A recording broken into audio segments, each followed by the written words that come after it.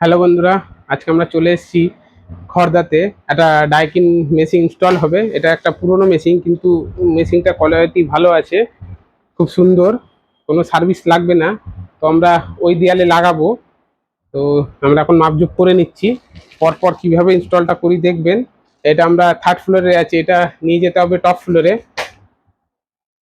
Outdoor বসবে top ফ্লোরে। তো দেখে নিচ্ছি আমরা।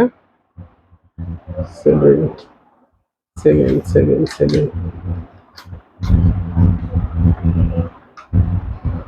11, চলো। তো আমরা মার্কিং করে নিয়েছি, তো আমরা এখন ফুটো করব। ডিলটা রেডি করো।